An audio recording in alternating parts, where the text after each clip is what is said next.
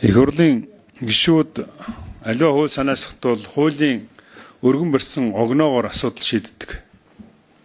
Энэ дагуу энэ ариун цагийн одоо өмнөр бол 3 хуулийн төсөл байгаа. Тэмүүжин нарын өргөн барьсан 3 хууль. Тэгээд бас хинч байна уу? Ингээд бас нэг танаа намын нэг хүн байгаа. Энэ хуулиудын урдуур ингэж оруулж ирж болохгүй. Энэ хуулийг өргөн барьсан дарааллын дагуу хэлцэх ёстой. Тийм учраас ингэж урдуур оруулж ирж хэлцэх боломжгүй. Өөрөөр хэлбэл тодорхой яг энэ их хурлын тухай болон их хурлын дэгийн тухай хуулиуд өөрчлөлт оруулах тухай асуудлаар өнөөдөр энэ олон хуулиуд орж байгаа. Энэ хуулиуд бол зөвхөн дэгийн дагуу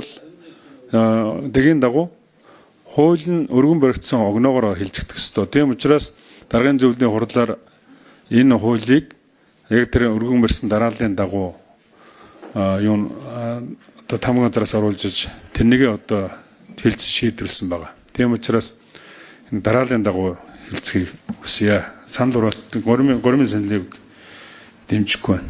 За